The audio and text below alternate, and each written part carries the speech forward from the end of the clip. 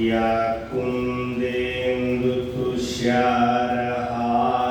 धवला या शुभ्रवस्त्रान्विता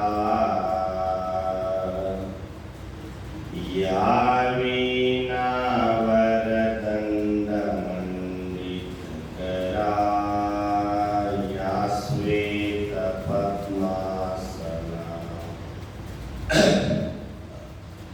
या ब्रह्माच्युत शंकर प्रभृतिभिर्देवैः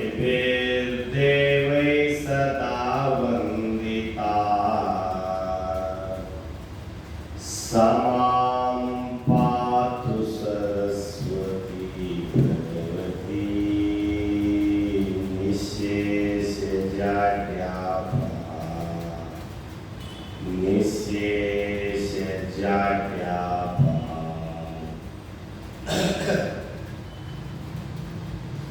प्रातस्मरणीय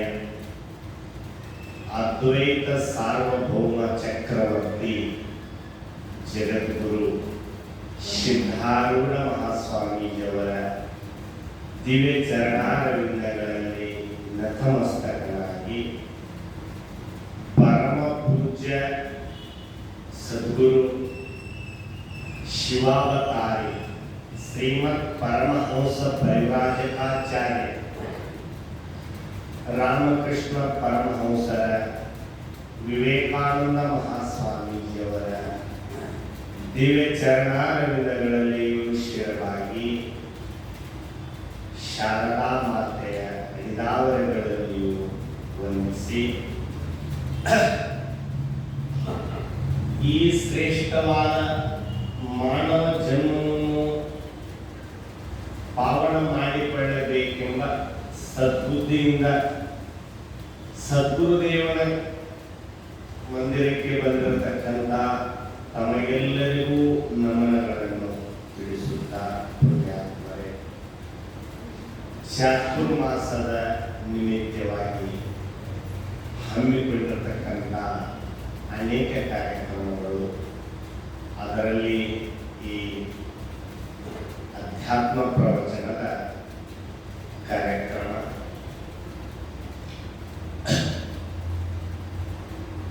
ಇವತ್ತಿನ ವಿಷಯ ಮಾನವ ಜನ್ಮದ ಸಾರ್ಥಕತೆ ಅನ್ನುವಂಥ ವಿಚಾರ.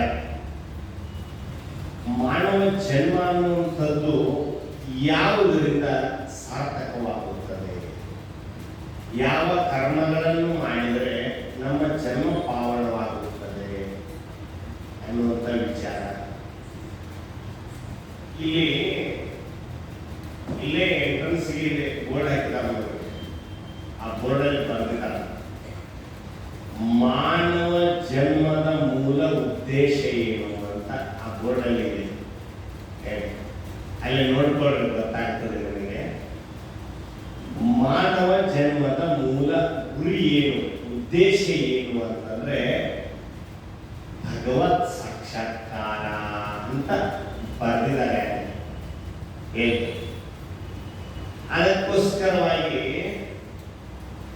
ಈ ಜನ್ಮ ಕೊಟ್ಟು ಬಂದ ಮೇಲೆ ಭಗವಂತನ ಸಾಕ್ಷಾತ್ಕಾರವನ್ನು ಎಲ್ಲರೂ ಮಾಡಿಕೊಳ್ಳಬಹುದು. ಎಲ್ಲರೂ ಮಾಡಿಕೊಳ್ಳಲಿಕ್ಕೆ ಸಮಯವಿದೆ, ಅವಕಾಶವಿದೆ. ಅದಕ್ಕೋಸ್ಕರವಾಗಿ ಈ ಜನ್ಮದ ಮೂಲ ಉದ್ದೇಶ ಏನು ಅಂತಂದ್ರೆ ಭಗವತ್ ಸಾಕ್ಷಾತ್ಕಾರ. ಸುಭಾಷಿತ ಕವಿಗಳು ಒಂದ್ ಕಡೆ ಹೇಳ್ತಾ ಇದ್ದಾರೆ, ಯೋಗಾಯ ವಿವೇಕಿನಾಂ ಭೋಗಾಯ ಪಾಮರಾಣಾಂ ಶರೀರಮಿದಂ. ಸರಿಯಾಗಿ ತಿಳ್ಕೊಳ್ರಿ. ಯೋಗಾಯ ವಿವೇಕಿನಾಂ ಭೋಗಾಯ ಪಾಮರಾಣಾಂ ಶರೀರಮಿದಂ ನ ಕಲ್ಪತೆ ಯೋಗಾಯ ಚ ಭೋಗಾಯ ಚ ದುರ್ವಿದಗ್ಧಾನಾಂ. ಈ ಜನ್ಮ ವಿವೇಕಿಗಳಿಗೆ, ಬುದ್ಧಿವಂತರಿಗೆ, ವಿವೇಕಿಗಳಿಗೆ ಯೋಗಕ್ಕಾಗಿ ಇದೆ. ಅವಿವೇಕಿಗಳಿಗೆ ಭೋಗಕ್ಕಾಗಿ ಇದೆ. ಗೊತ್ತಾಯ್ತಾ? ವಿವೇಕಿಗಳಿಗೆ ಯೋಗಕ್ಕಾಗಿ ಇದೆ ಈ ಮಾನವ ಜನ್ಮ, ಮಾನವ ದೇಹ. ಅವಿವೇಕಿಗಳಿಗೆ ಭೋಗಕ್ಕಾಗಿ ಇದೆ. ಭೋಗಕ್ಕಾಗಿ ಅಂದ್ರೆ ಕೇವಲ ಆಹಾರ ನಿದ್ರಾ ಭಯಮೈಥುನಂಚ ಸಾಮಾನ್ಯ ಪಶುರ್ವೇರ್ಣ. ಭೋಗ ಅಂದ್ರೆ ತಿನ್ನುವುದು, ಉಣ್ಣೋದು, ಉಡೋದು, ಕೊಡೋದು. ಇದಕ್ಕಾಗಿ ಪ್ರಾಣಿಗಳಂತೆ ಇಷ್ಟಕ್ಕಾಗಿದೆ. ಯಾರಿಗೆ? ಅವಿವೇಕಿಗಳಿಗೆ.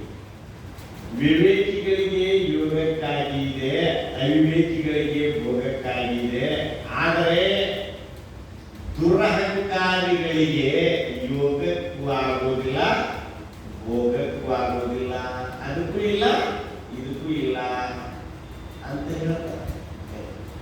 ಅದಕ್ಕೋಸ್ಕರವಾಗಿ ಯೋಗಿಗೆ ದೊರೆಯುವುದು ಯೋಗ ಸಿದ್ಧಿ, ಭೋಗಿ ಉಂಗುವನು ಭೋಗ ಸಿದ್ಧಿ ಅಂತ ಇನ್ನೊಂದು ಮಾತಲ್ಲಿ ಹೇಳ್ತಾ ಇದ್ದಾರೆ. ಅದಕ್ಕೋಸ್ಕರ ಇದು ಶ್ರೇಷ್ಠವಾಗಿರುವಂತ ಅಮೂಲ್ಯವಾದಂತ ಮಾನವ ಜನ್ಮ ಬಂದಾಗ ಸುಮ್ಮನೆ ವ್ಯರ್ಥವಾಗಿ ಕಾಲಹರಣ ಮಾಡಬಾರ್ದು. ಸಮಯ ಹೋಗಿಬಿಡ್ತದ. ಏನ್ರಿ, ನಾವು ಮಲಗಿದ್ರು ಸಮಯ ಹೋಗ್ತದ, ಓದಿದ್ರು ಸಮಯ ಹೋಗ್ತದ, ಸೇವೆ ಮಾಡಿದ್ರು ಸಮಯ ಹೋಗ್ತದ.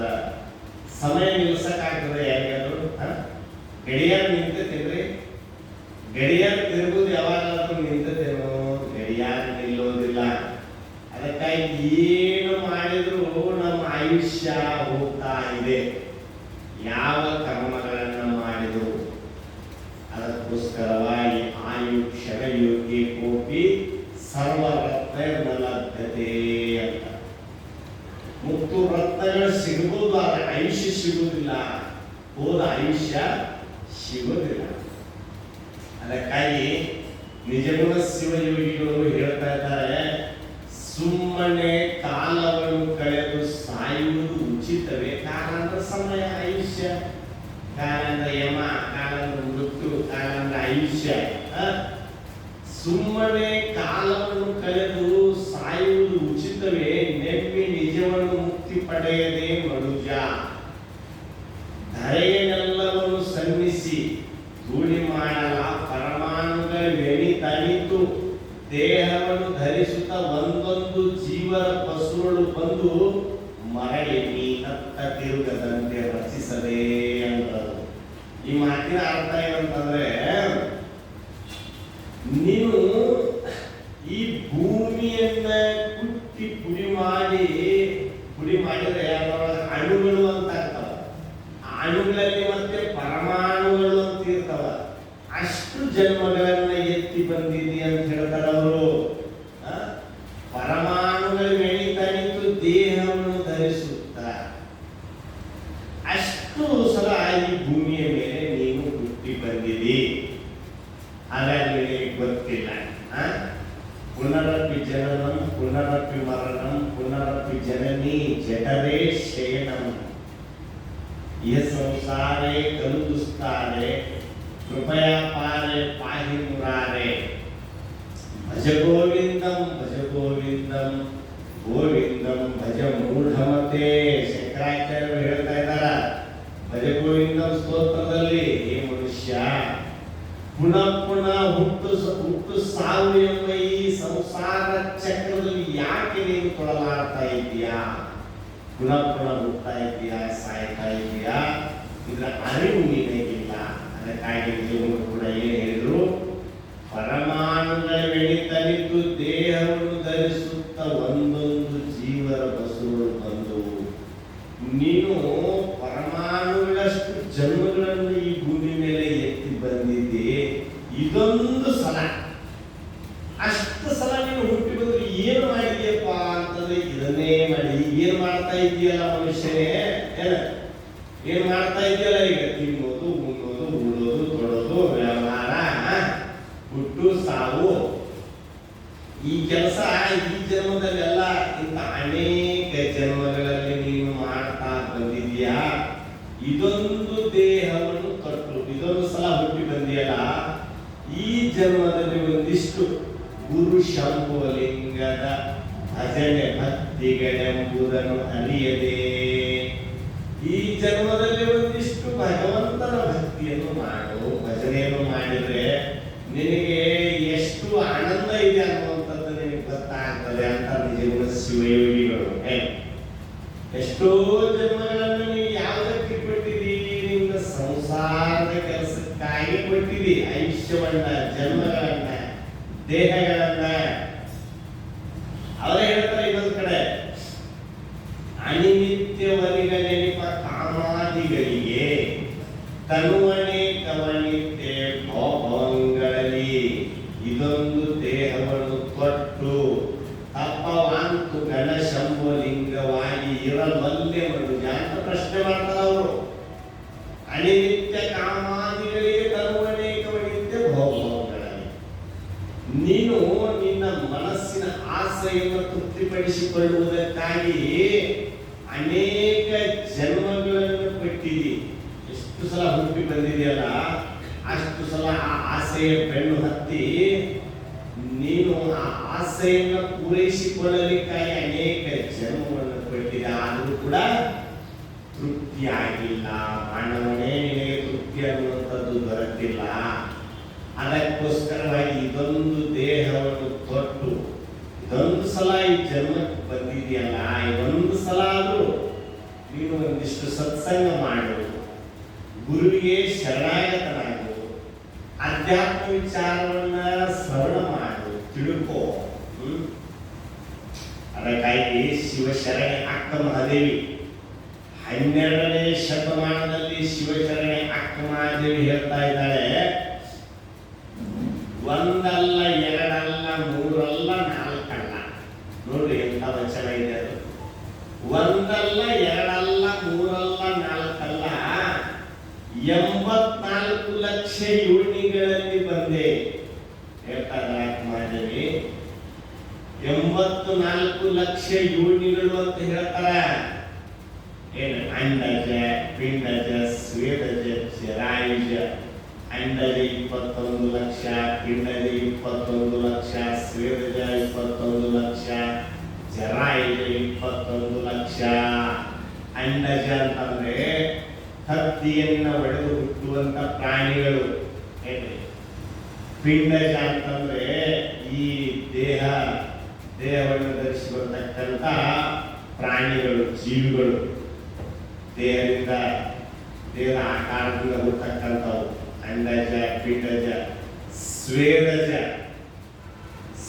ಅಂತಂದ್ರೆ ಬೆವರಿನಿಂದ ಹುಟ್ಟತಕ್ಕಂಥವು. ಏನು ಅವು ಇರ್ತಾವಲ್ಲ, ಅಂಡಜ, ಪಿಂಡಜ, ಸ್ವೇದಜ. ಆಮೇಲೆ ಜರಾಯುಜ ಅಂದ್ರೂ ಒಂದೇ, ಪಿಂಡಜ ಅಂದ್ರೂ ಒಂದೇ. ಉದ್ಬೀಜ ಅಂತ ಉದ್ಬೀಜ ಅಂತಂದ್ರೆ ಭೂಮಿಯಲ್ಲಿ ಕಾಳ ಮೊದಲಾದಂತ ಹುಡ್ತಾವಲ್ಲ, ಸಸಿ ಬೆಳೆ ರೂಪವಾಗಿ, ಅದಕ್ಕೆ ಉದ್ಬೀಜ ಅಂತ. ಅದು 21 ಲಕ್ಷ. ಹೀಗೆ 84 ಲಕ್ಷ ಯೋನಿಗಳಲ್ಲಿ ಜನ್ಮವನ್ನು ನೀನು ಎತ್ತಿ ಬಂದೀನಿ. ಈಗ ನಿಮ್ಮಲ್ಲಿ ಯಾರಾದ್ರೂ ಕೇಳಬಹುದು ನನಗೆ ಪ್ರಶ್ನೆ, ಹೆಂಗ್ರಿ ಸ್ವಾಮೀಜಿ ನಾವು ಎಲ್ಲಾ ಪ್ರಾಣಿ ಪಶು ಪಕ್ಷಿಗಳ ಜನ್ಮವನ್ನ ನಾವು ಎತ್ತಿ ಬಂದೇವೆ ಅಂತ ನೀವು ಹೆಂಗೆ ಹೇಳ್ತೀರಿ? ನಾವು ಅನೇಕ ಜನ್ಮಗಳಲ್ಲಿ ಹುಟ್ಟಿ ಬಂದಿದ್ವಿ ಹಿಂದಿನ ಜನ್ಮಗಳಲ್ಲಿ ಅಂತ ನೀವು ಹೇಳ್ತೀರಲ್ಲ, ಇದನ್ನ ನಾವು ಹೆಂಗೆ ನಂಬಬೇಕು? ಇದನ್ನ ನೀವು ಹೆಂಗೆ ಹೇಳ್ತೀರಿ ಅಂತ ನೀವು ಯಾರಾದ್ರೂ ಒಂದು ಪ್ರಶ್ನೆ ಕೇಳಿದ್ರೆ, ನೀವು ಕೇಳಲ್ಲ, ನಿಮ್ ಪರವಾಗಿ ನಾನೇ ಹೇಳ್ತಾ ಇದ್ದೀನಿ. ನೀವು ಹೆಂಗೆ ಹೇಳ್ತೀರಿ ಅಂತಂದ್ರೆ ನೋಡ್ರಿ, ಅನುಭವ ಮಾತು ಹೇಳ್ತಾನೆ ನಿಮ್ಗೆ. ಮನುಷ್ಯ ನೋಡ್ರಿ ದನ ಒದರ್ದಂಗೆ ಒದರ್ತಾನ, ಹೌದಿಲ್ಲ?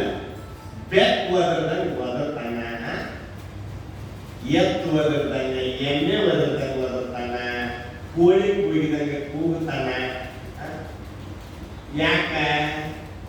ಅದೆಲ್ಲ ಪ್ರಾಕ್ಟೀಸ್ ಐತಿ ಅಂತ.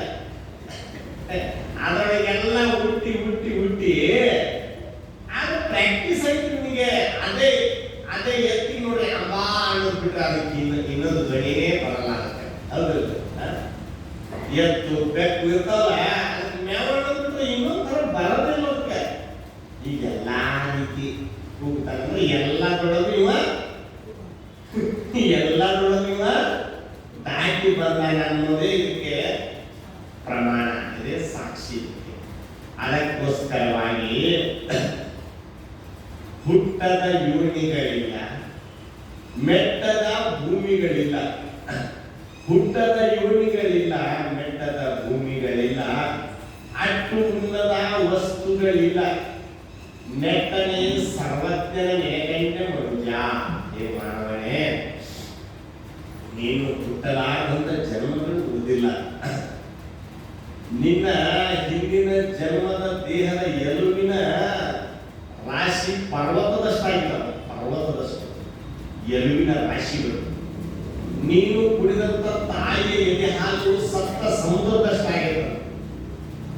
ನೀನು ಹಿಂದಿನ ಜನ್ಮಾದಿಗಳಲ್ಲಿ ಕುಡಿದಂತ ತಾಯಿಯ ಎದೆ ಹಾಲು 7 ಸಮುದ್ರಗಳಷ್ಟು ಆಗಿದೆ. ಅಷ್ಟು ಜನ್ಮಗಳಲ್ಲಿ ನೀನು ಜನ್ಮ ಎತ್ತಿ ಬಂದಿದ್ದೀ. ಅದಕ್ಕೆ ಹುಟ್ಟದ ಯೋನಿಗಳಿಲ್ಲ, ಮೆಟ್ಟದ ಭೂಮಿಗಳು ಉಳಿದಿಲ್ಲ.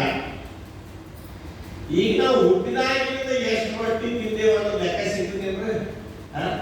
ಆ ರೊಟ್ಟಿ ಎಲ್ಲ ಒಂದು ಗೊಳಂದಾಗ ಹಾಕಿದ್ರೆ ಎಷ್ಟಾಗ್ತಿದ್ದು? ನಾವು ಇಷ್ಟು ದಿವಸ ತಿಂದು ಹಾಕಿಬಿಟ್ಟೇವಲ್ಲ, ಆ ರೊಟ್ಟಿಗಳೆಲ್ಲ ಸ್ಟಾಕ್ ಇಟ್ರೆ ಎಷ್ಟು ಆಗ್ತಿದ್ವು ಹೇಳಿ ನೋಡೋಣ. ಎಷ್ಟೋ ದೊಡ್ಡ 2-3 ಬಿಲ್ಡಿಂಗ್ ತುಂಬಿದ್ವಲ್ಲ. ಅದಕ್ಕಾಗಿ ಅವ್ರು ಹೇಳ್ತಾ ಇದ್ದಾರೆ, ನೀವು ಹಿಂದಿನ ಜನ್ಮಾದಿಗಳಲ್ಲಿ ಇಷ್ಟೆಲ್ಲ ಮಾಡಿ ಬಂದಿದ್ದೀಪ.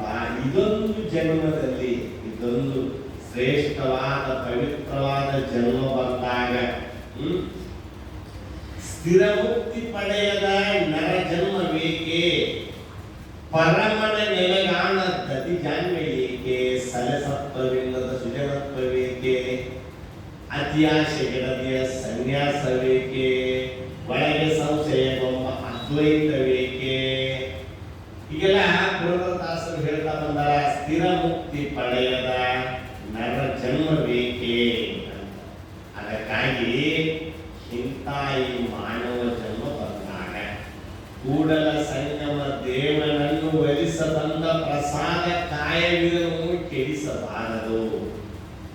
ಇದು ಯಾವುದಕ್ಕಾಗಿ ಪಟ್ಟಿದ್ದಾನೆ ಭಗವಂತ ನಿಮಗೆ ಅಂತಂದ್ರೆ, ಭಗವತ್ ಸಾಕ್ಷಾತ್ಕಾರವನ್ನು ಮಾಡಿಕೋ ಅನ್ನೋದಕ್ಕಾಗಿ ನಿನಗೆ ಇಂಥ ಒಳ್ಳೆಯ ಜನ್ಮವನ್ನು ಕೊಟ್ಟಿದ್ದಾನೆ. ಇದನ್ನು ನೀನು ಕೆಡಿಸ್ಲಿಕ್ಕೆ ಹೋಗಬೇಡ. ಇದ್ರ ಬೆಲೆನೇ ಗೊತ್ತಿಲ್ಲದೆ ಇವ ಏನು ಮಾಡಿದಾನಂದ್ರೆ, ಮುನ್ಸಿಪಾಲಿಟಿ ಡಬ್ಬಿ ಹೆಂಗ್ ಮಾಡಿ ಇಟ್ಬಿಟ್ಟಾನ. ಮುನ್ಸಿಪಾಲಿಟಿ ಡಬ್ಬಿ ಇಟ್ಟಿರ್ತಾರಲ್ಲ ಒಂದ್ ಕಡೆ, ಏನೆಲ್ಲ ಕಸ ತಗೊಂಡೋಗಿ ಅದ್ರಾಗ ಹಾಕೋದು ಆ ಡಬ್ಬಿ ಒಳಗೆ. ಹಾಗೆ ಇವ ಈ ಮಂತ್ರಮಯವಾದಂತ ಈ ದೇಹದೊಳಗೆ ಏನ್ ಮಾಡೋಣ, ಸುಟ್ಟ ಸಿಗರೇಟ್, ಸ್ಟಾರ್, ಗುಟ್ಕ, ಸಿದ್ದಿ, ಸೆರೆ ಇವೆಲ್ಲ ಹಾಕಿ ಹಾಕಿ ಹಾಕಿ ಇದರ ಪವಿತ್ರತೆ ಅನ್ನುವಂಥದ್ದು ನಾಶ ಮಾಡಿ ಇದು ಮುನ್ಸಿಪಾಲಿಟಿ ಡಬ್ಬಿಗತೆ ಮಾಡಿಬಿಡ್ತಾರೆ ಈ ದೇಹವನ್ನು, ಈ ಶರೀರವನ್ನು. ಅದಕ್ಕೋಸ್ಕರವಾಗಿ ಬಹಳ ಬೆಲೆ ಬಾಳುವಂತ ಜನ್ಮ. ಬೆಲೆ ಉಳ್ಳ ಬದುಕಿದು ಕೆಡಿಸದಿರು, ಸಲಸಿದ್ದ ಲಿಂಗನ ಮರೆಯದಿರು ಅಂತ ಬಲ್ಲವರು ಒಂದ್ ಕಡೆ ಹೇಳ್ತಾ ಬಂದಿದ್ದಾರೆ. ಅದಕ್ಕೋಸ್ಕರವಾಗಿ ಈ ಮಾನವ ಶರೀರ ಅನ್ನುವಂಥದ್ದು ಹೇಗಪ್ಪ ಈ ಜನ್ಮ ಅಂತಂದ್ರೆ, ನೋಡ್ರಿ ಮನುಷ್ಯನಿಗೆ ಒಂದು 100 ವರ್ಷ ಇದೆ ಆಯುಷ್ಯ. 100 ವರ್ಷ ಆಯುಷ್ಯ ಇದೆ ರೀ. 100 ವರ್ಷ ಯಾವ ಪ್ರಾಣಿಗಳಿಗೂ ಇಷ್ಟು ಆಯುಷ್ಯ ಇಲ್ಲ, ಹೌದಿಲ್ರಿ? ಎಲ್ಲಾ ಪ್ರಾಣಿಗಳ ಮೇಲೆ ಅಧಿಕಾರವನ್ನು ನಡೆಸುವಂತವ್ರು ಯಾರಂದ್ರೆ ಮಾನವ. ಅಷ್ಟು ದೊಡ್ಡ ಆನೆ ಇದೆ ಅದು, ಅದ್ರ ಮೇಲೆ ಹತ್ತಿ ಅವರ ಅಂಕುಶದಿಂದ ಚುಚ್ಚಿ ಚುಚ್ಚಿ ತನ್ನ ಮಾತು ಕೇಳುವಂಗೆ ಮಾಡ್ತಾನಲ್ರಿ. ಹುಲಿ ಸಿಂಹಗಳು ಅಷ್ಟು ಕ್ರೂರ ಪ್ರಾಣಿಗಳಾದವನ್ನು ಕೂಡ ಅವುಗಳನ್ನ ಪಂಜರದೊಳಗೆ ಹಾಕಿಟ್ಟಾನ. ಸರ್ಕಸ್ನಾಗ ಇರ್ತಾರಲ್ಲ ಹುಲಿಗಳು, ಇವ ಹೇಳಿದಂಗೆ ಕೇಳಬೇಕು. ಇಂಥ ವಿದ್ಯೆ ಇವನಲ್ಲಿ ಇದೆ, ಇಂಥ ವಿದ್ಯೆ ಇವನಲ್ಲಿ ಇದೆ. ಅದಕ್ಕೋಸ್ಕರವಾಗಿ ಅದಕ್ಕಾಗಿ ಇದು ಶ್ರೇಷ್ಠವಾದ ಜನ್ಮ ಅಂತ ಹೇಳ್ತಾರೆ. ಎಲ್ಲ ಅಧಿಕಾರ ಇದೆ ಇವನಿಗೆ,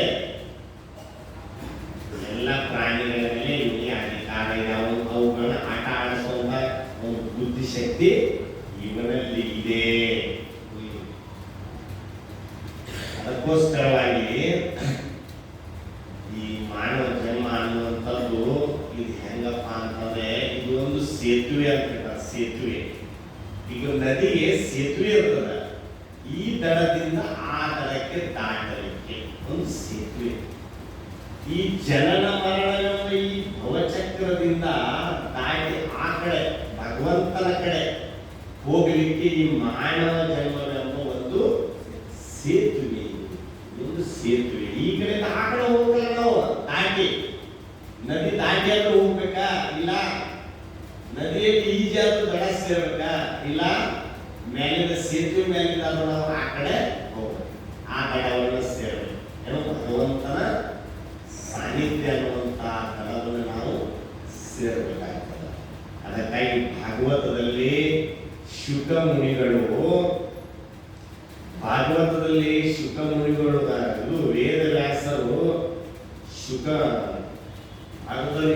ಶುಕ ಮುನಿಗಳು ಪರೀಕ್ಷಿತ ರಾಜನಿಗೆ ಹೇಳುವಾಗ ಒಂದು ಮಾತು ಹೇಳ್ತಾ ಇದ್ದಾರೆ.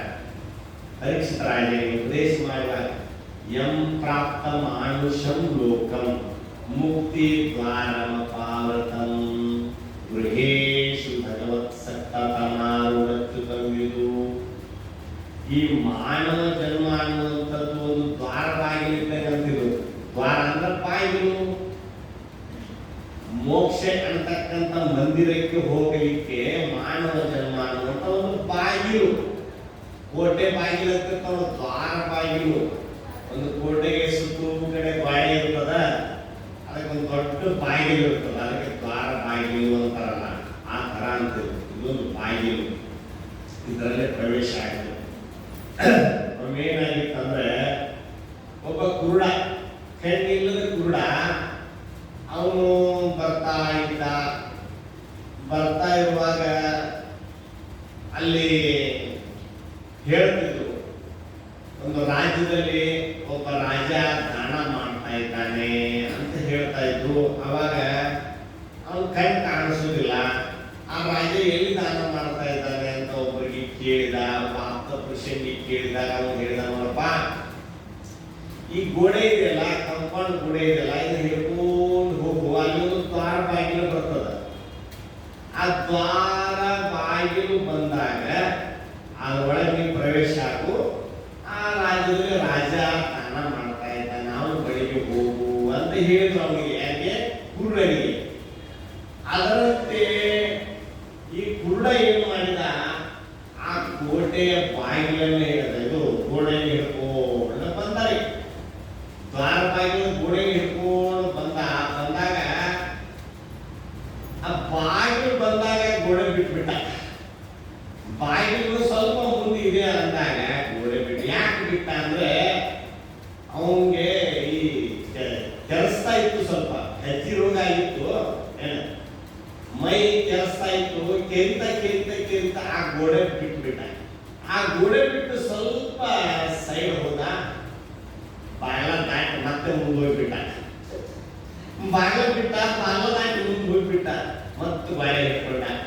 ಮತ್ತೆ ಎಷ್ಟು ಸುತ್ತುವರೆದು ಬರ್ಬೇಕವ, ಮತ್ತ ಪೂರ ಗೋಡೆ ಎಲ್ಲ ಸುತ್ತುವರೆದು ಬರ್ಬೇಕ ಆ ಬಾಗಿಲಿಗೆ ಬರ್ಬೇಕಂದ್ರೆ. ಹಾಗೆ 84 ಲಕ್ಷ ಯೋನಿ ಅಂತಕ್ಕಂಥ ಜನ್ಮಗಳನ್ನು ತಿರುಗಿ ನಾವು ಈಗ ಮಾನವ ಜನ್ಮಕ್ಕೆ ನಾವು ಬಂದಿದ್ದೇವೆ. ಅರ್ಥ ಆಯ್ತಾ?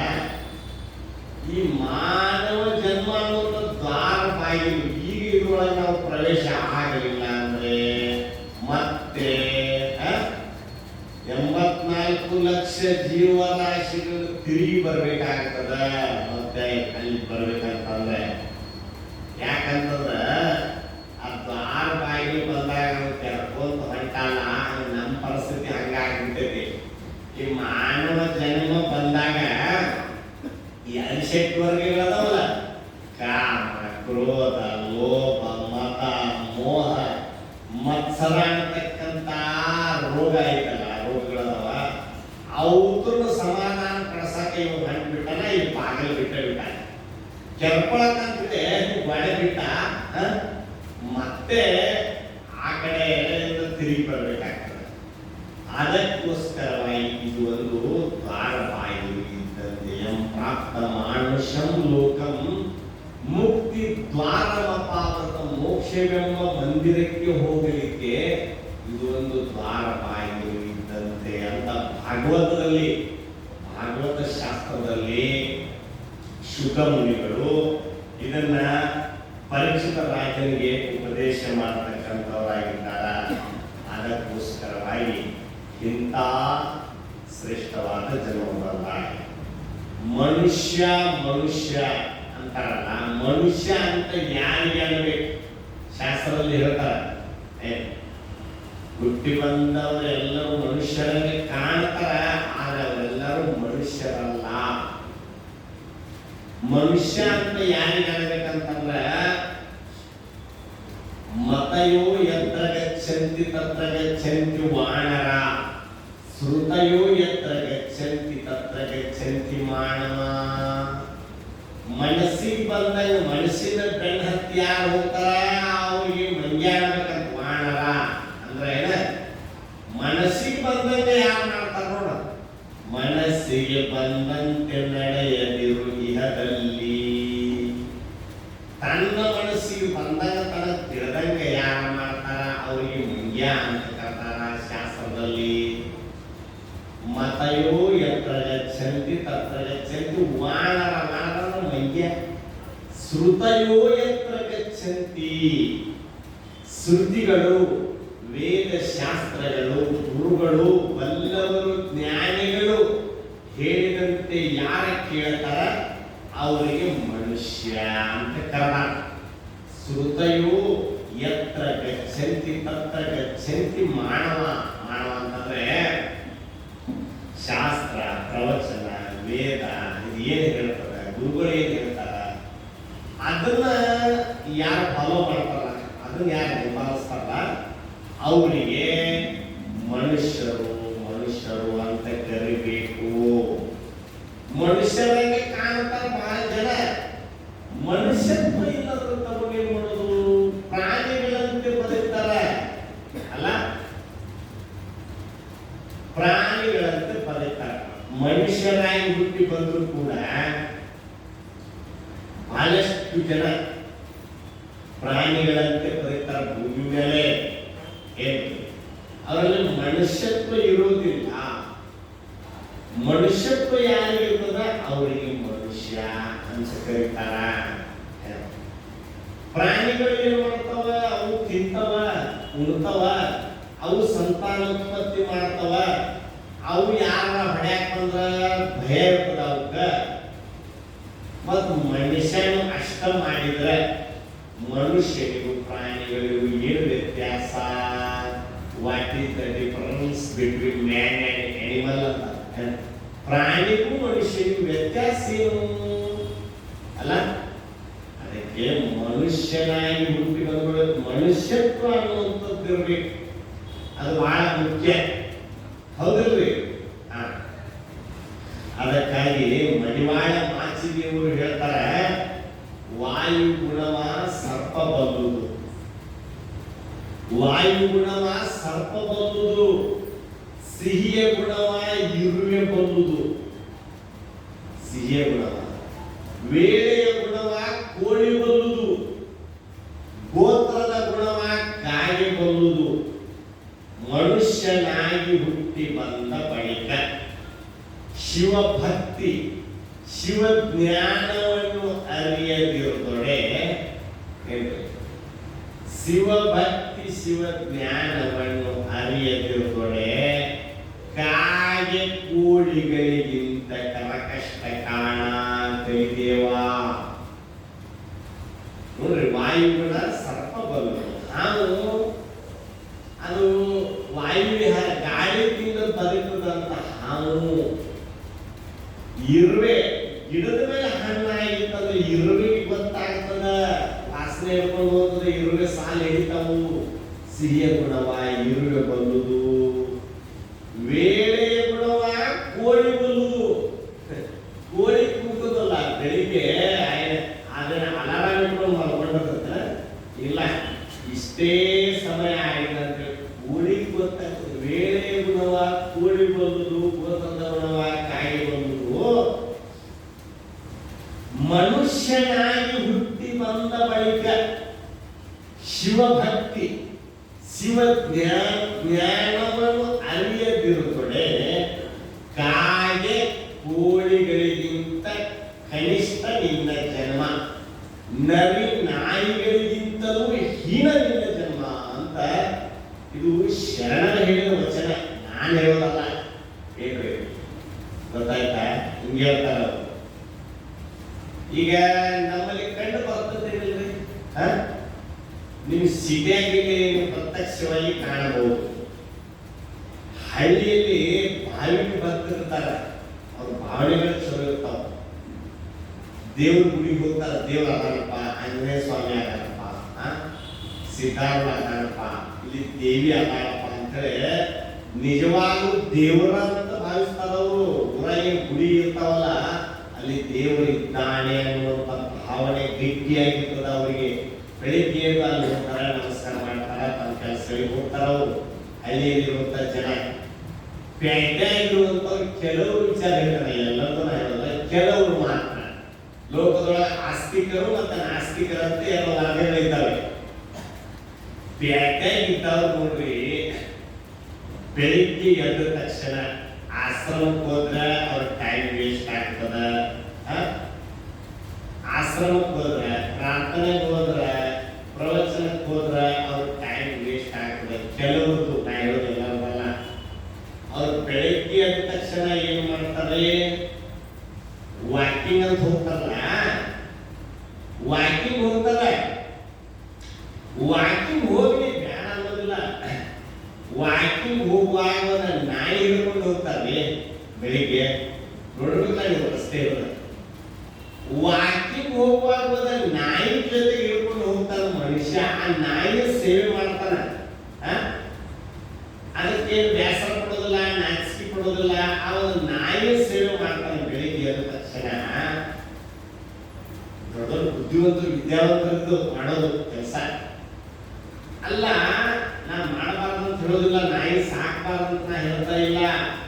ನೀ ನಾಯಿ ಸಾಕಲ್ಲ, ಸಾಕು, ಪ್ರಾಣಿಗಳು ಸಾಕು. ಆದ್ರೆ ನಿನ್ಗೆ ವಿದ್ಯೆ ಕೊಟ್ಟಾನ ಪರಮಾತ್ಮ, ಭಗವಂತ. ನಿನಗೆ ಆರೋಗ್ಯ ಕೊಟ್ಟಾನ, ವಿದ್ಯೆ ಕೊಟ್ಟಾನ, ಬುದ್ಧಿ ಕೊಟ್ಟಾನ, ಸಿರಿ ಸಂಪತ್ತು ಕೊಟ್ಟಾನ, ಮಡದಿ ಮಕ್ಕಳನ್ನ ಕೊಟ್ಟಾನ, ಮನೆ ಮಾರು ಹೊಲ ಭೂಮಿ ಸೀಮೆ ಕೊಟ್ಟಾನ ಪರಮಾತ್ಮ. ಆ ಭಗವಂತನ ಒಂದಿಷ್ಟು ನೀನು ನೆನಪು ಮಾಡೋದಿಲ್ಲಲ್ಲ, ಆ ಭಗವಂತನ ಅರಿವು ನಿನಗಿಲ್ಲ. ಮನ್ಯಾಗ ಒಂದೆರಡು ದೇವ್ರ ಫೋಟೋ ಅದಪ್ಪ, ಅವ್ಕೊಂದೆರಡು ಹೂವ ಇರಿಸಿ, ಒಂದೆರಡು ಉತ್ಪತ್ತಿ ಬೆಳಿಗ್ಗೆ ನನಗೆ ಕೆಲ್ಸಕ್ಕೆ ಹೋಗ್ಬೇಕನ್ನುವಂತ ಬುದ್ಧಿ ಇಲ್ಲ ನಿಮ್ಗೆ. ಎದ್ದ ತಕ್ಷಣ ಒಂದು ನಾಯಿ ಸೇವೆ ಮಾಡ್ತೀನಿ, ನೀನು ಒಂದು ನಾಯಿ ಸೇವೆ ಮಾಡ್ತಿದ್ರೆ ಭಗವಂತನ ಸೇವೆ ಮಾಡಬೇಕನ್ನುವಂತ ಅರಿವು ನಿನ್ನಲ್ಲಿ ಇಲ್ಲ, ಬುದ್ಧಿ ನಿನ್ನಲ್ಲಿ ಇಲ್ಲ. ಅದಕ್ಕಾಗಿ ದಾಸರು ಏನು ಹೇಳಿದ್ರು, ಇಷ್ಟನ್ನು ಪಟ್ಟಿರುವುದು ಆತನ ಕರುಣೆ, ಒಂದಿಷ್ಟಾದರೂ ಉಪಕೃತಿ ಸ್ಮರಣೆ, ಹಿಡಿದರೆ ಒಳಿತು ಬಾಡಿಗೆ ಸಲ್ಲಿತು ದೇವನ ಮನೆ. ಈ ಜಗವೆಲ್ಲ ಬಾಡಿಗೆದಾರರು ಜೀವಿಗಳೆಲ್ಲ. ಇಷ್ಟೇ ದಿವಸ ಇಷ್ಟೇ ವರುಷ ಇರಬೇಕೆಂಬುದು ಕಟ್ಟು ಧರಾರು, ಏನಿಹುದೇನು ಅರಿತವರಾರು ಅಂತ ಹೇಳಿದ್ರು ಒಂದು ಪದದಲ್ಲಿ. ಅದಕ್ಕಾಗಿ ಭಗವಂತ ನಮಗೆ ಎಂತ ಶ್ರೇಷ್ಠವಾದಂತ ಜನ್ಮವನ್ನು ಕೊಟ್ಟಿದ್ದಾನ, ಹೌದಿಲ್ರಿ? ಇಂಥ ಜನ್ಮ ಕೊಟ್ಟಿದ್ದಾನಂದಲೇ ಅವನ ಉಪಕಾರ ಸ್ಮರಣೆಯನ್ನು ಮಾಡಬೇಕಂತ ಸ್ವಲ್ಪ ಆದ್ರು. ಈಗ ಒಬ್ಬ ದೊಡ್ಡ ಶ್ರೀಮಂತ ಆಶ್ರಮಕ್ಕೆ ಏನಾದ್ರು ಕೊಡ್ತಾನಪ್ಪ, ಹೌದಿಲ್ರಿ? 1 ಲಕ್ಷ ರೂಪಾಯಿ ದೇಣಿಗೆ ಕೊಟ್ಟಿರ್ತಾರೆ. ನಾವು ಒಂದು ಸ್ವಲ್ಪ ಒಂದು ಹೆಸರು ಹೇಳಿಲ್ಲ ಅಂದ್ರೆ ಅವ್ನಿಗೆ ಎಷ್ಟು ಬೇಸರ ಆಗ್ತದ. ಅವನಿಗೆ ನಾವು ಏನು ಕೊಡೋದು ಬೇಡ, ಇಂಥವ್ರು ಕೊಟ್ಟರಪ್ಪ ಅಂತ ಒಂದು ಮೈಕಲ್ಲಿ ಒಂದಿಷ್ಟು ಅವನ ಹೆಸರಿಗೆ ಒಂದು ಶಾಲ್ ಹಾಕಿದ್ರೆ ಅವನಿಗೆ ಎಷ್ಟು ಸಂತೋಷ ಆಗ್ತದೆ. ಹಾಗೆ ಭಗವಂತನೆಂಬ ಶ್ರೀಮಂತ, ನಾನು ಹೇಳಿದೆನು, ಪರಮಾತ್ಮನೆಂಬ ಶ್ರೀಮಂತ ನಿಮ್ಗೆ ಇಷ್ಟೆಲ್ಲ ಕೊಟ್ಟಾಗ ಒಂದಿಷ್ಟಾದರೂ ಅವನ ಸ್ಮರಣೆ, ಒಂದಿಷ್ಟಾದರೂ ಉಪಕೃತಿ ಸ್ಮರಣೆ, ಅವನ ಸ್ಮರಣೆ ಮಾಡಿದ್ರೆ ಅವನಿಗೆ ಸಂತೋಷ ಆಗ್ತದಂತ ಭಗವಂತನಿಗೆ. ಅವನ ನಾಮಸ್ಮರಣೆ ಭಕ್ತಿ ಮಾಡಿಲ್ಲ ಅಂದ್ರೆ ಮುಂದಿನ ಜನ್ಮದಾಗ ಇವನಿಗೆ ಮನುಷ್ಯನನ್ನಾಗಿ ಹುಟ್ಟಿಸಬಾರ್ದಪ್ಪ, ಪಶು ಪಕ್ಷಿಯಾಗಿ ಇವನಿಗೆ ಹುಟ್ಟಿಸ್ಬೇಕು, ಹೀನ ಯೋನಿಗಳಲ್ಲಿ ನರಿ ನಾಯಿಯಾಗಿ ಇವನನ್ನು ಹುಟ್ಟಿಸ್ಬೇಕು, ಪಶು ಪಕ್ಷಿಯಾಗಿ ಇವನನ್ನು ಹುಟ್ಟಿಸ್ಬೇಕು ಅಂತ ಹೇಳ್ತಾನಂತೆ ಪರಮಾತ್ಮ. ಅದಕ್ಕೋಸ್ಕರವಾಗಿ ಒಂದು ಕಡೆ ಸುಭಾಷಿತ ಕವಿಗಳು ಹೇಳ್ತಾ ಇದ್ದಾರೆ, ಏಷಾಂ ನ ವಿದ್ಯಾ ನ ತಪೋ ನ ಜ್ಞಾನಂ ನ ಶೀಲಂ ನ ಗುಣೋ ನ ಧರ್ಮ ತೇ ಮೃತ್ಯು ಲೋಕೆ ವಿಭಾರಭೂತ ಮನುಷ್ಯ ರೂಪೇಣ ಮೃಗಾಶ್ಚರಂತಿ. ನೀನು ಮನುಷ್ಯನಾಗಿ ಹುಟ್ಟಿದ ಮೇಲೆ ನಿನ್ನಲ್ಲಿ ಒಂದು ವಿದ್ಯೆ, ಯಾವ್ದಾದ್ರು ಒಂದು ವಿದ್ಯೆ ಆದ್ರೂ ಇರಬೇಕು, ಆತ್ಮವಿದ್ಯೆ ವಿದ್ಯೆಯಾದ್ರೂ ಇರಬೇಕು, ಒಂದು ಒಳ್ಳೆ ಗುಣ ಆದ್ರೂ ಇರಬೇಕು, ಜ್ಞಾನ ಆದ್ರೂ ಇರಬೇಕು, ಧರ್ಮ ಬುದ್ಧಿ ಆದ್ರೂ ಇರಬೇಕು ನಿನ್ನಲ್ಲಿ, ಅಥವಾ ಒಳ್ಳೆಯ ಒಂದು ನಡತೆ ಆದ್ರೂ ಇರಬೇಕು. ಯಾವುದು ನಿನ್ನಲ್ಲಿ ಇಲ್ಲ ಅಂತಂದ್ರೆ ನೀನೊಂದು ಎರಡು ಕಾಲಿನ ಪಶು, ದ್ವಿಕಾಲ ಪಶು ಅಂತಾರವನಿಗೆ. ಅವನು ಮನುಷ್ಯ ರೂಪದ ಮೃಗ, ದೇ ಮೃತ್ಯು ಲೋಕೆ ಭೂಭಾರಭೂತ, ಭೂಮಿಗೆ ಭಾರ. ಅವನು ಮನುಷ್ಯ ರೂಪೇಣ ಮೃಗಾಶ್ಚರಂತಿ ಅಂತ ಹೇಳ್ಬಿಟ್ರು ಅವನಿಗೆ. ಅವನು ಬಾಲ ಕೊಂಬುಗಳಿಲ್ಲದ ಸಾಕ್ಷಾತ್ ಪಶು ಅಂತ ಕರೀತಾರ ಅವನಿಗೆ. ಯಾವುದೂ ಇಲ್ಲ ಅಂತಂದ್ರೆ ಮನುಷ್ಯ ಅಂದ್ರೆ ಇದ್ರೊಳಗೆ ಒಂದಾದ್ರೂ ಇರ್ಬೇಕಂತ ಈಗಾಗಲೇ ಹೇಳಿದ್ನಲ್ಲ, ಏಷಾನ್ಯ ವಿದ್ಯಾ ಇಲ್ಲ ತಪಸ್ಸು ಇರಬೇಕು, ಇಲ್ಲ ಜ್ಞಾನ ಇರಬೇಕು, ಇಲ್ಲ ಒಳ್ಳೆ ಗುಣ ಆದ್ರೂ ಇರಬೇಕು, ಇಲ್ಲ ಒಳ್ಳೆ ಆಚಾರ ಆದ್ರೂ ಇರಬೇಕು. ಇದರಲ್ಲಿ ಯಾವ ಒಂದೂ ಇಲ್ಲ ಅಂತಂದ್ರೆ ಅವನು ಈ ಭೂಮಿಗೆ ಭಾರ. ಅವನು ಮನುಷ್ಯ ರೂಪದ ಮೃಗ ಅಂತ ಕರೆದು ಅವನಿಗೆ. ಅದಕ್ಕಾಗಿ ಸಂತ ತುಕಾರಾಮರು ಹೇಳಿದಾರ ಒಂದು ಮಾತು. ಅವ್ರು ಏನಂದ್ರವರು, ಬಾಲ ಕೊಂಬುಗಳಿಲ್ಲದ ಪ್ರಾಣಿ ಅಂತ ಕರೆದವರು. ಪ್ರಾಣಿಗಳಿಗೆ ಬಾಲ ಇರ್ತದ, ಎರಡು ಕೊಂಬು ಇರ್ತಾವ. ಇದು ಬಾಲ ಕೊಂಬುಗಳಿಲ್ಲದ ಇದೊಂದು ವಿಶೇಷವಾದ ಪ್ರಾಣಿ ಅಂತ ಕರೆದು ಮಾತವರು. ಮನುಷ್ಯತ್ವ ಇಲ್ಲ ಅಂದ್ರೆ. ಅದಕ್ಕೋಸ್ಕರವಾಗಿ ಸ್ಮಶಾನತೆ ಭೂಮಿ ಪ್ರೇತ ರೂಪ ಜನ ಖಾತೀಲ ಶ್ವಾನಾಚಿಯ ಪರಿ ಭರ್ತೀಲ ಕೋಟ ಭರ್ತೀಲ ಅಂತಾರವ್ರು. ಮರಾಠಿ ಭಾಷೆಯಲ್ಲಿ ಹೇಳ್ತಾರವ್ರು. ಹೇಳ್ರಿ, ಯಾವ ಮನ್ಯಾಗ ಯಾರ ಮನ್ಯಾಗ ದೇವ್ರ ಕೊಡೆ ಅಂತ ಮಾಡ್ತೀರಿ, ದೇವ್ರ ಫೋಟೋ ಅಂತ ಇಟ್ಟಿರ್ತೀರಿ, ದೇವ್ರ ಪೂಜಾ ಮಾಡ್ತೀರಿ. ಯಾವ ಮನ್ಯಾಗ ದೇವ್ರ ಪೂಜಾ ಮಾಡಂಗಿಲ್ಲ, ಯಾರ ಮನ್ಯಾಗ ದೇವ್ರ ಪೂಜಾ ನಡೆಯೋದಿಲ್ಲ, ಹೇಳ್ರಿ, ಯಾರು ಒಂದಿಷ್ಟು ಭಗವಂತನ ಭಕ್ತಿ ಮಾಡಂಗಿಲ್ಲ, ಆ ಮಣಿ ಹೆಂಗಪ್ಪ ಅಂದ್ರ ಸ್ಮಶಾನ ಇದ್ದಂಗ. ಸ್ಮಶಾನತೆ ಭೂಮಿ, ಆ ಮನೆಯಾಗಿರುವಂತ ಜನ ಹೆಣ ಇದ್ದಂಗ, ಪ್ರೇತ ರೂಪ ಜನ. ಅವ್ರು ಕೇವಲ ಬೆಳಗ್ಗೆಯಿಂದ ಸಾಯಂಕಾಲದವರೆಗೆ ತನ್ನ ಹೊಟ್ಟೆ ಹೊರೆಯುವುದಕ್ಕಾಗಿ ನಾಯಿ ಅಂತ ತನ್ನ ಜನ್ಮವನ್ನು ಕಳೀತಾರ ಅಂತ ಹೇಳ್ತಾರೆ ಸಂತ ತುಕಾರಾಮರು.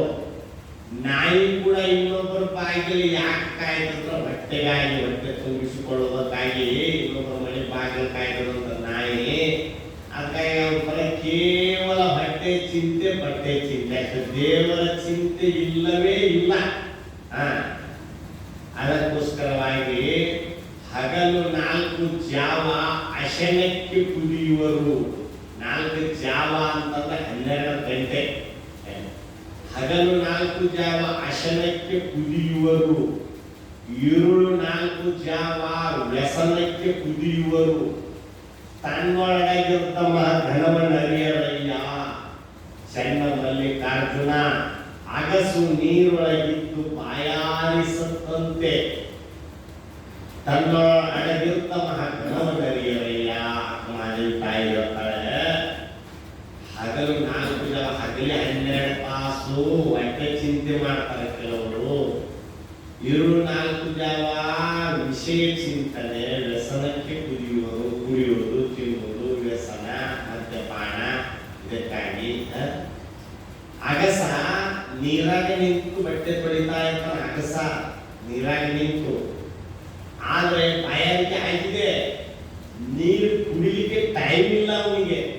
ಕೆಲವರು ನೋಡಿ ಬಹಳ ಶ್ರೀಮಂತರಿಗೆ ಊಟ ಮಾಡಕ್ ಟೈಮ್ ಸಿಗುದಿಲ್ಲ, ನೀರು ಕುಡಿಯಕ್ ಟೈಮ್ ಇಲ್ಲ, ಊಟ ಮಾಡಕ್ ಟೈಮ್ ಇಲ್ಲ.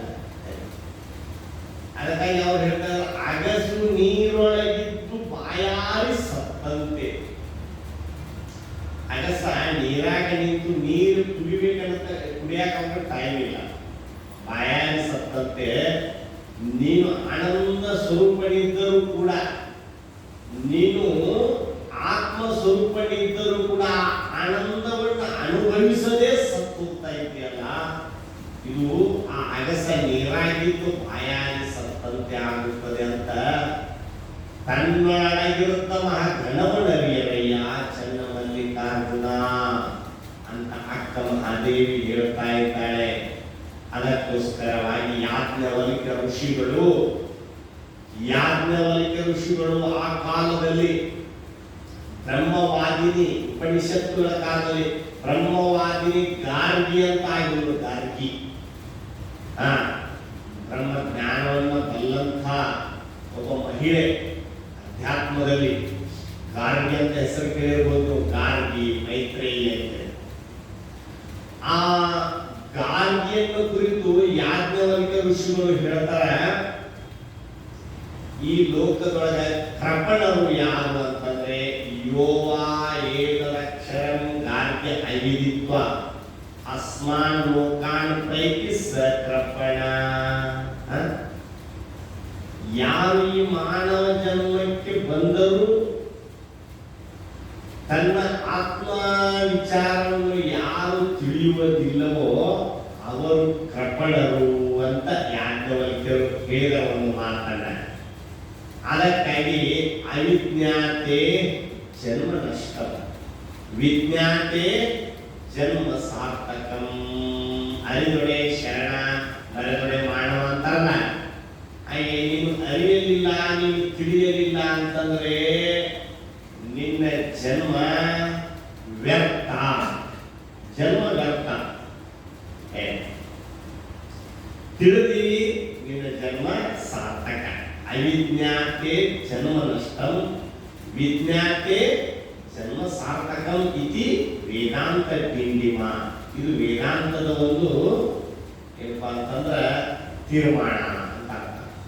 ಅದಕ್ಕೋಸ್ಕರವಾಗಿ ಇಲ್ಲಿ ಯಾರು ಕೃಪಣರು ಅಂತಂದ್ರೆ ಯಾರು ತನ್ನನ್ನು ತಾನು ತಿಳಿಯುವುದಿಲ್ಲ ಅವರು ಕೃಪಣರು. ಅದಕ್ಕೋಸ್ಕರವಾಗಿ ಇಂತಹ ಶ್ರೇಷ್ಠ ಜನ್ಮ ಬಂದಾಗ ನಾವು ಏನು ಮಾಡಬೇಕಪ್ಪ, ಏನು ಮಾಡಿದ್ರೆ ನಮ್ಮ ಜನ್ಮ ಸಾರ್ಥಕ ಆಗ್ತದೆ ಅಂತಂದ್ರೆ ನಿಮಗೆ ತಿಳಿಯುವಂತ ಒಂದು ಉದಾಹರಣೆ ಹೇಳ್ತೇನೆ. ಈಗ ಒಂದು ಹೂಮಾಲೆ ತಗೊಂಡ್ಬರ್ತೀರಿ, ನೀವು ಹೂಮಾಲೆ, ನೀವು ಒಳ್ಳೆ ಒಂದು ಹೂಮಾಲೆ ತಗೊಂಡು ಬಂದು ಏನ್ ಮಾಡ್ತೀರಿ, ರಾಮಕೃಷ್ಣ ಪರಮಹಂಸರ ಭಾವಚಿತ್ರಕ್ಕೆ ನೀವು ಹಾಕ್ತೀರಿ ಅಲ್ಲ, ಅಥವಾ ವಿವೇಕಾನಂದರ ಮೂರ್ತಿಗೆ ವಿಗ್ರಹಕ್ಕೆ ಹಾಕ್ತೀರಿ ಹೂಮಾಲೆ. ಸಾರ್ಥಕ ಆಯ್ತು. ಹೂವು ಅರಳಿದ ಗಿಡದಾಗ ಅರಳಿದ್ದಕ್ಕೂ ಹೂ ಗಿಡದಲ್ಲಿ ಅರಳಿತ್ತಲ್ಲ, ಆ ಏನು ಹೂವಿನ ಗಿಡ ಹಚ್ಚಿದ್ನಲ್ಲ ಆ ಒಕ್ಕಲದ ವ್ಯವಸಾಯಗಾರ ಅದಕ್ಕೆ ನೀರು ಗೊಬ್ಬರ ಹಾಕಿ ಬೆಳೆಸಿದ್ನಲ್ಲ, ಅವಳ ಶ್ರಮವು ಸಾರ್ಥಕವಾಯಿತು. ಆ ಗಿಡದಲ್ಲಿ ಅರಳಿದ ಹೂವು ಅದಕ್ಕೂ ಸಾರ್ಥಕತೆ ಸಿಕ್ತು.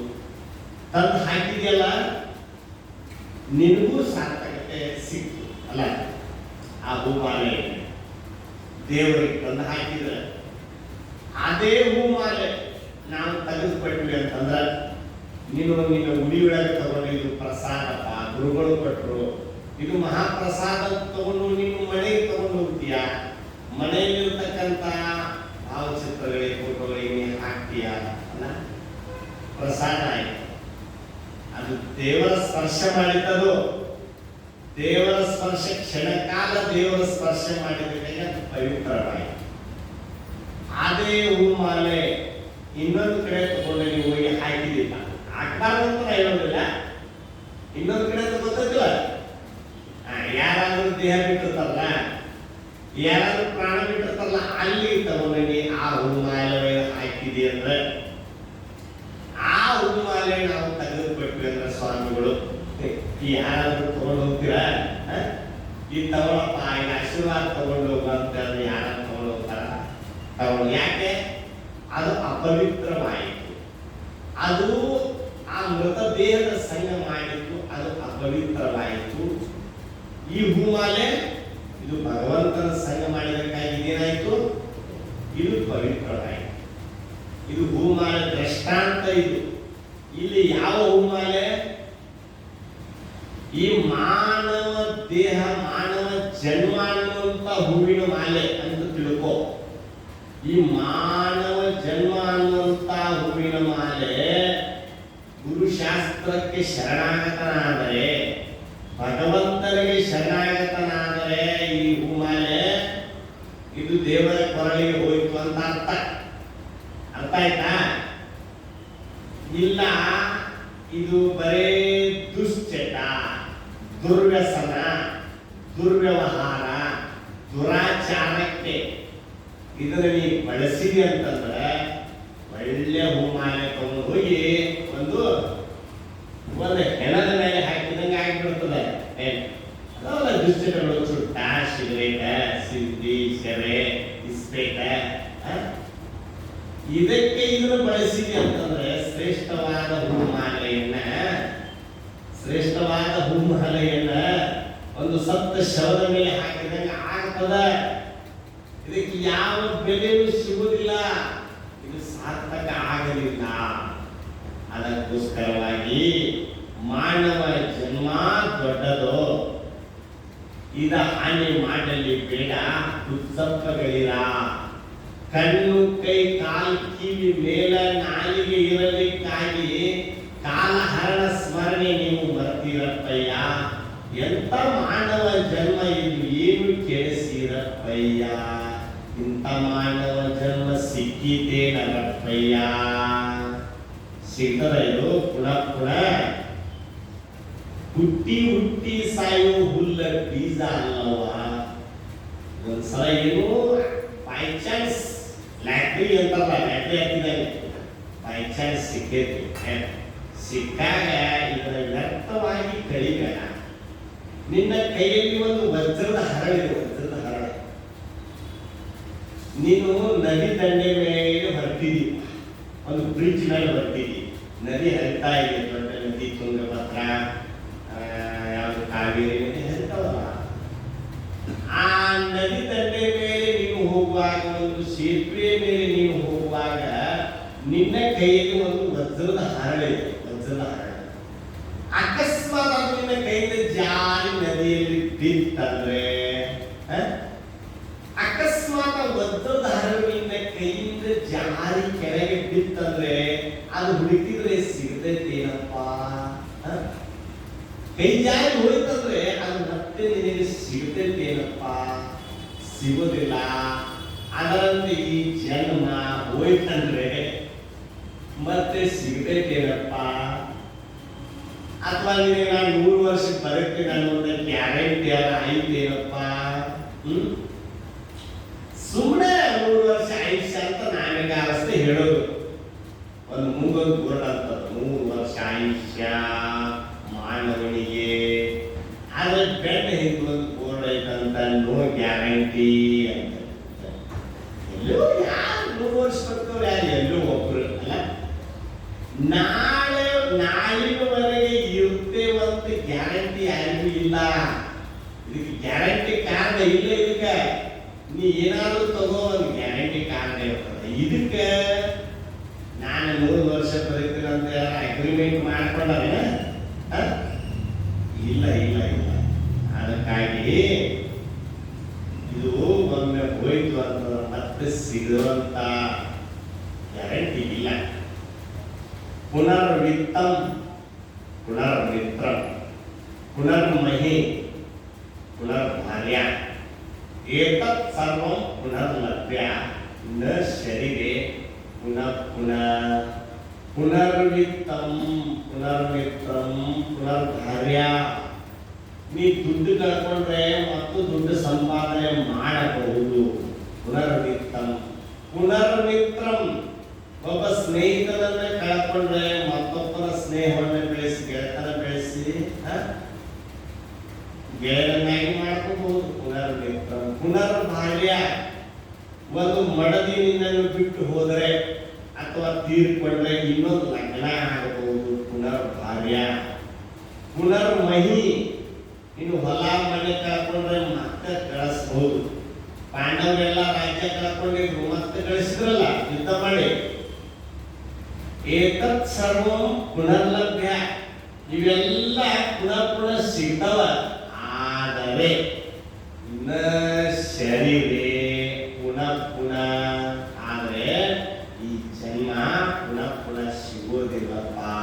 ಅದಕ್ಕಾಗಿ ಜನ್ಮ ಬಂದಾಗಲೇ ಗಾಳಿ ಬಿಟ್ಟಾಗ ತೂರಿಕೋ, ಗಾಳಿ ನಿನ್ನ ಅಧೀನವಲ್ಲ. ಗಾಳಿ ಬಿಟ್ಟ ಈ ಜನ್ಮ ಬಂದಾಗಲೇ ನೀನು ಆತ್ಮ ಸಾಕ್ಷಾತ್ಕಾರಕ್ಕಾಗಿ ಪ್ರಯತ್ನವನ್ನು ಮಾಡು. ಇಲ್ಲ ಅಂತಂದ್ರೆ ಮತ್ತೆ ಮತ್ತೆ ಇದು ಸಿಗುವಂತದ್ದಲ್ಲ. ಅದಕ್ಕೋಸ್ಕರವಾಗಿ ಇದು ಬಹಳ ಶ್ರೇಷ್ಠ. ಅಂತ ಶ್ರೇಷ್ಠ ಜನ್ಮ ಬಂದಾಗ ಈ ಪ್ರಾಪಂಚಿಕ ವಿಷಯಗಳಿಗಾಗಿ ಇದನ್ನ ವ್ಯರ್ಥವಾಗಿ ಕಳಿಬಾರದು ಅಂತ ಅರ್ಥ. ಒಂದು ಊರಾಗ ಒಬ್ಬ ಶ್ರೀಮಂತರಿದ್ರು. ಆ ಶ್ರೀಮಂತರ ಮನ್ಯಾಗ ಯಾರು ಶ್ರೀಮಂತನ ಮಡದಿ, ಶ್ರೀಮಂತನ ಹೆಂಡತಿ ಇದ್ರು. ಸಾವುಕಾರ್ತಿ ಅಂತಾರ ಆ ಕಡೆ ಹಳ್ಳಿ ಭಾಷೆ ಒಳಗೆ. ಆ ಸಾವುಕಾರ್ತಿ ಇದ್ರು, ಸಾವುಕಾರ್ತಿಯವ್ವ ಅಂತಾರ ಆ ಕಡೆ. ಅವ್ರ ಮನೆಗೆ ಒಬ್ಬ ಹೆಣ್ಮಗಳು ಪಾತ್ರೆ ತೊಳಕ, ಮನೆ ಕೆಲಸ ಮಾಡಾಕ ಬರ್ತಿದ್ರು. ಒಬ್ಬ ಬಡ ಹೆಣ್ಮಗಳು. ಈ ಸಾವುಕಾರ್ತಿ ಏನ್ ಮಾಡಿದ್ರು ಅಂತಂದ್ರೆ, ಹಬ್ಬ ಬಂದಿತ್ತು. ಹಬ್ಬ ಮುಂದೆ ದೀಪಾವಳಿ ದೊಡ್ಡ ಹಬ್ಬ ಬಂದಾಗ ಏನ್ ಮಾಡಿದ್ರು ಪಾಪ ನಮ್ಮ ಮನೆ ಕೆಲಸದವ್ರಿಗೆ, ನನ್ನ ಒಳ್ಳೆ ಪೀತಾಂಬರ ಇದೆ ಮನೆಯಲ್ಲಿ, ನಾನು ಉಡುವಂತ ಪೀತಾಂಬರ, ಒಳ್ಳೆ ಸೀರೆ ಪೀತಾಂಬರ ಅಂತಲ್ಲ, ಅದನ್ನ ಅವರಿಗೆ ಕೊಡಬೇಕಂತ ಕೊಟ್ಟರು. ಹಬ್ಬದಾಗ ಅವ್ರು ಉಡಲಿ ಅಂತ ಹೇಳಿ ಕೊಟ್ಟರು. ಆ ಹೆಣ್ಣು ಮಗಳಿಗೆ ಆ ಪೀತಾಂಬರದ ಬೆಲೆನೇ ಗೊತ್ತಿಲ್ಲ. ಅವಳು ಅದನ್ನು ಉಟ್ಕೊಂಡು ಏನ್ ಮಾಡಿಬಿಟ್ರು, ಹಳ್ಯಾಗ ಹೊಲಕ್ಕೆ ಹೋಗ್ಬಿಟ್ರು. ಯಾವ್ದೋ ಹೊಲ ಕೆಲಸ ಮಾಡಾಕ್ರಿ, ಹತ್ತಿ ಬಿಡಿಸೋದಂತಾರ. ಹತ್ತಿ ಬಿಡಿಸೋದು, ಈ ಗುಂಜು ಹತ್ತಿ ಆರಾಡ್ತದಲ್ಲ, ಅದ್ರಲ್ಲಿ ಎರಡಿ ಬಟ್ಟೆ ಮಾಡೋ ಹತ್ತಿ, ಅದ್ರ ಗಿಡ ಇರ್ತಲ್ಲ, ಅದನ್ನ ಬಿಡ್ಸಾಕ್ ಹೋಗ್ಬಿಟ್ರು ಆ ಹೆಣ್ಮಗಳು. ಹಗಲೆಲ್ಲ ಹತ್ತಿ ಬಿಡ್ಸಾಕ್ ಹೋದ್ರು. ಅದೆಲ್ಲ ಪೀತಾಂಬರ ಗುಂಜು ಎಲ್ಲ ಬಾದ ಆಗಿಬಿಡ್ತ್ರಿ. ಅದೆಲ್ಲ ಖರಾಬ್ ಆಗಿಬಿಡ್ತು. ಆಮೇಲೆ ತಂದು ಕೊಟ್ಟರು ಸಾವುಕಾರ್ತಿ ಆ ಪೀತಾಂಬರ. ಅವಳ ಹನಿ ಬಿಡಕೊಂಡು, ಏನಂತ ನಿನ್ನಂತವಳ ಕೈಯಾಗ ಕೊಟ್ಟಿನಿ ಅಲ್ಲ, ಇದ್ರ ಬೆಲೆನೇ ಗೊತ್ತಿಲ್ಲ ಪಾಪಕ್ಕೆ, ಅದ್ರ ಬೆಲೆನೇ ಗೊತ್ತಿಲ್ಲ. ಬೆಲೆ ಗೊತ್ತಿಲ್ಲದವ್ರು ಕೈಯಾಗ ಕೊಟ್ಟ ಹಿಂಗ ಆಗ್ತದ. ಅದಕ್ಕೆ ನಮಗೂ ಈ ಮಾನವ ಜನ್ಮದ ಬೆಲೆ ಗೊತ್ತಿಲ್ಲದಕ್ಕೆ ಯಾವ್ಯಾವುದಕ್ಕೂ ನಾವು ಉಪಯೋಗ ಮಾಡ್ತಾ ಇದ್ದೇವೆ. ಇದು ಬೆಲೆ ಕಟ್ಟಾಕತ್ತೈತಿ. ಇಷ್ಟು ಕೋಟಿ ಅಂತ ಬೆಲೆ ಕಟ್ಟಕ್ಕಾಗ್ತದ? ಪ್ರಪಂಚದಲ್ಲಿರುವಂತ ಎಲ್ಲ ವಸ್ತುಗಳಿಗೆ ನೀನು ಬೆಲೆ ಕಟ್ಟಬಹುದು. ಈ ಮನುಷ್ಯನಿಗೆ ಇಷ್ಟು ರೇಟ್ ಅಂತ ಯಾರ್ಯಾರು ಬೆಲೆ ಕಟ್ಟಕ್ಕಾಗ್ತದೆ? ಯಾರು ಕಟ್ಟಿದಾರ? ಬೆಲೆ ಕಟ್ಟಲಿಕ್ಕೆ ಸಾಧ್ಯವಿಲ್ಲ ಅಂತ ಜನ್ಮ ಇದು. ಏನ್ರಿ, 1 ಕೋಟಿ ರೂಪಾಯಿ ಕೊಡ್ತೇನಪ್ಪ ನಿನ್ಗೆ, ನೀನು ಬಲಗೈನ ನನಗೆ ಕೊಡು ಅಂತ ಯಾರಾದ್ರೂ ಕೊಡ್ತಾರ? ನಿನಗೆ 1 ಕೋಟಿ ರೂಪಾಯಿ ಕೊಡ್ತೇನೆ, ಒಂದು ಕಣ್ಣು ಕೊಡೋದು ಯಾರಿಗಪ್ಪ? ನಿನ್ ಕೋಟಿ ಯಾವನಿಗೆ ಬೇಕಾಗಿರೋ ಹೋಗಂತಾರಲ್ಲ. ಆ ಭಗವಂತ ಕೊಟ್ಟಂತ ಕಣ್ಣು ಒಳ್ಳೆ ಕಣ್ಣು ಇದ್ದು ಸಾಕಲ್ಲ. ಮತ್ತು 1 ಕಣ್ಣು ಕೋಟಿ ರೂಪಾಯಿಯಿಂದ ಜಾಸ್ತಿ ಬೆಲೆ ಉಳ್ಳಂತದ್ದು ಇರುವಾಗ ಇಡೀ ನಮ್ಮ ಈ ಶರೀರ, ಆ ಭಗವಂತ ಕೊಟ್ಟಿರುವಂತ ಈ ನಮ್ಮ ದೇಹ ಎಷ್ಟು ಬೆಲೆ ಉಳ್ಳದ್ದು ಇರ್ಬೋದು ನಾವು ವಿಚಾರ ಮಾಡಬಹುದು. ಅದಕ್ಕೆ ಇದರ ಬೆಲೆ ಗೊತ್ತಿಲ್ಲದ ಕಾರಣ ಈ ಪ್ರಾಣ ಉಳಿಸುವುದಕ್ಕಾಗಿ ಕೋಟಿ ದುಡ್ಡನ್ನು ಖರ್ಚು ಮಾಡಿ ಎಂತೆಂತ ಆಸ್ಪತ್ರೆಗಳು ಕಟ್ಟಿಸಿದಾರ, ಎಂತೆಂತ ಮಷಿನ್ಗಳು ತಂದಿದಾರ, ಎಂತೆಂತ ಡಾಕ್ಟರ್ಗಳಿದಾರ. ಈ ಪ್ರಾಣ ಉಳಿಸುವುದಕ್ಕಾಗಿ, ದೇಹದಿಂದ ಹೋಗತಕ್ಕಂಥ ಪ್ರಾಣ ಉಳಿಸುವುದಕ್ಕಾಗಿ ಇಷ್ಟೆಲ್ಲ ಪ್ರಯತ್ನಗಳಾದವ. ಇದರ ಬೆಲೆ ಗೊತ್ತಿಲ್ಲದ ಬುದ್ಧಿಗೇಡಿಗಳು ಏನಾದ್ರೂ ಸ್ವಲ್ಪ ಕಷ್ಟ ಅಂತಂದ್ರೆ ಏನ್ ಮಾಡ್ತಾರೆ, ನೇಣು ಹಾಕೊಂಡು ಸತ್ತೋಗಿ ಬಿಡ್ತಾವ, ಇಲ್ಲ ಪಾಯ್ಸನ್ ತಗೋತಾವ. ಮತ್ ಸಿಗ್ತದೆ ಅದು ಪ್ರಾಣ ಹೋಯ್ತಂದ್ರೆ ಮತ್ತೆ ಸಿಗ್ತದೆ. ಡಾಕ್ಟರ್ನ ಹೋದ್ರ ಪ್ರಾಣ ಬರೆಸ್ತಾರ, ಸಾಧ್ಯ ಇಲ್ಲ. ಅದಕ್ಕಾಗಿ ಇದು ಬಹಳ ಶ್ರೇಷ್ಠವಾಗಿರುವಂಥದ್ದು ಅಂತ ಹೇಳುವುದಕ್ಕೆ.